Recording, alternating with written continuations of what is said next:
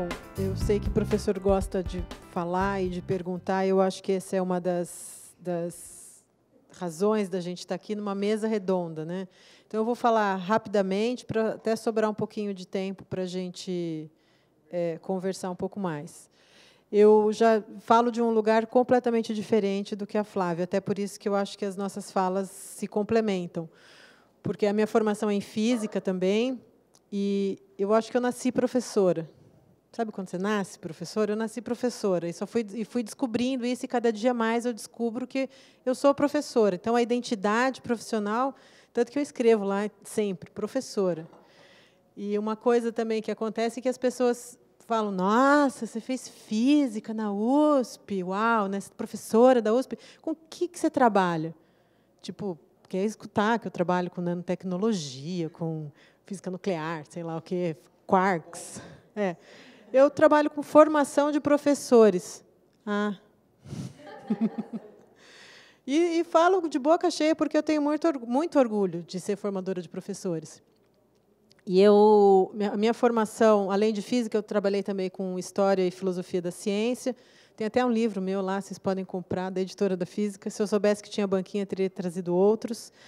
E eu vou falar um pouco sobre as necessidades formativas dos professores de ciências da natureza e de química, física e matemática, química, física e biologia, desculpa, o que os documentos oficiais brasileiros apontam como necessidades formativas está muito de acordo com os documentos internacionais. Eu já participei de visitas em escolas da Finlândia, da Alemanha, dos Estados Unidos, e, assim, a gente acha que aqui é horrível, eles também.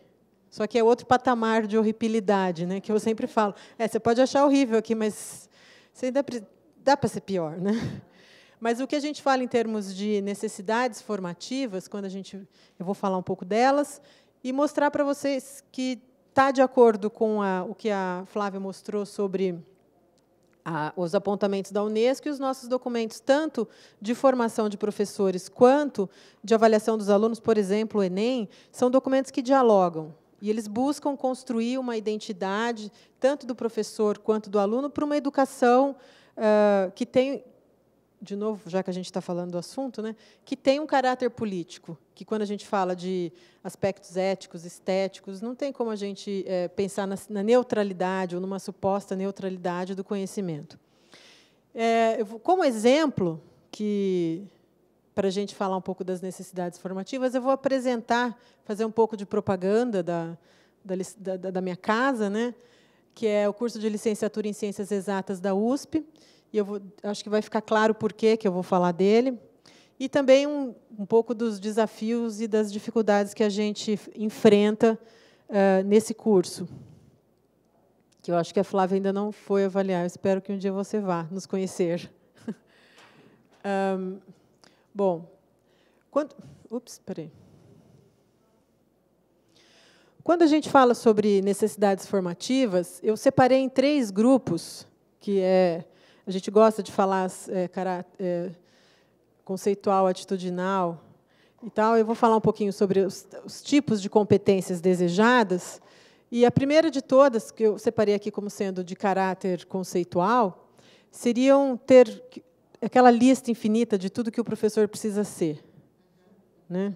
Que a gente conhece algumas e dá até canseira só de pensar, que é ter um sólido conhecimento científico e matemático, mantendo atualizada a sua cultura geral e científica, e aqui, em termos de cultura geral, artes, tecnologia, política, história, o que está acontecendo lá na África do Sul, na Austrália, na Nova Zelândia, a gente tem que saber tudo. Então, dominar aspectos teóricos e experimentais dos conteúdos científicos escolares, e aqui a questão dos aspectos teóricos e experimentais. Então, uma das dificuldades, não é fácil para o professor enfrentar um laboratório, porque muitos não tiveram a formação na graduação de laboratório.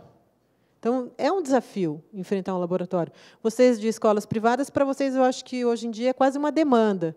As escolas querem, porque é um diferencial das escolas, então, para vocês é difícil. Então, Eu mesma, esse semestre, estou dando aula de mecânica e laboratório de mecânica.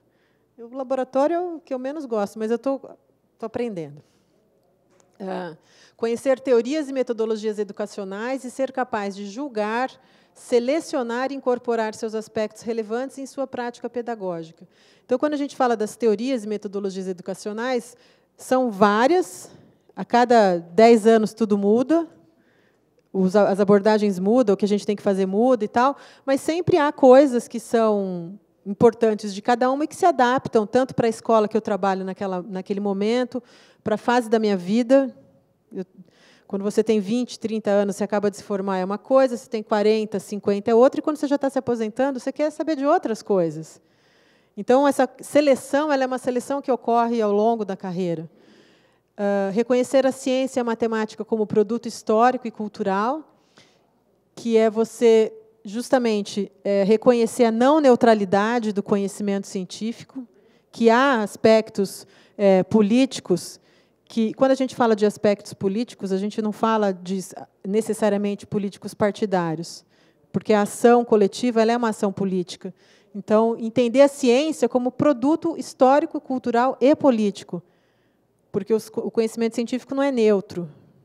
Hoje em dia, a gente sabe que, se você está lá, um aluno da Flávia fazendo doutorado na Química, se ele quiser ganhar uma bolsa do CNPq, da FAPESP, sei lá o que, para fazer a pesquisa dele, tem que ser bio, nano, fármaco, tem que ter alguma coisa que, há 20 anos atrás, as necessidades eram outras. Então, tinha que ser, no caso da física, quando eu entrei na graduação, era ser físico nuclear, que era o super. Hoje em dia, físico nuclear, embora seja importante ainda, né? Bom, e incorporar os aspectos, e fazer inter-relações entre as áreas da ciência e matemática com outras áreas do conhecimento social, como artes, literatura, cultura, história, geografia e tal. Também ser capaz de relacionar os conhecimentos científicos e matemáticos com a realidade do aluno. Isso é uma coisa que é muito cobrada, né, e necessária, mostrando sua utilidade prática e relacioná-los com fenômenos observados no cotidiano, com outras áreas do conhecimento, bem como suas aplicações tecnológicas, ou seja, tudo. Estamos fritos, né?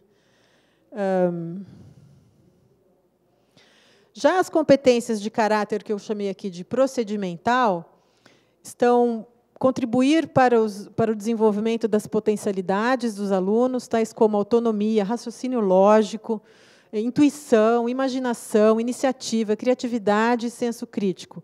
É tudo. Não é isso que a gente tem que fazer o tempo todo, né? Certamente, só o Feltri, que eu acho que eu também estudei pelo Feltri, mas eu acho que já é totalmente update. Já não é mais usar o Feltri não serve para tudo isso. Então, a gente tem que ter outras coisas, né?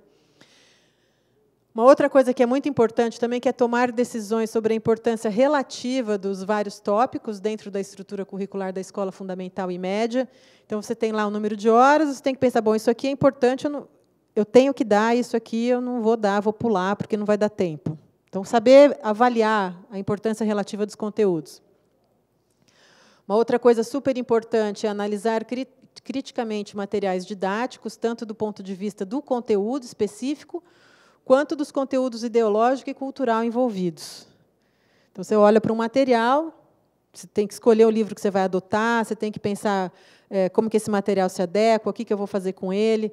E isso é uma coisa que não é só saber se está correto, se os conteúdos, se a equação de balanceamento da reação química lá, vou falar bobagem de química, porque eu não sei muita química, mas se as equações estão balanceadas da forma correta ou não, mas não é só isso, tem também questões de conteúdo ideológico e cultural.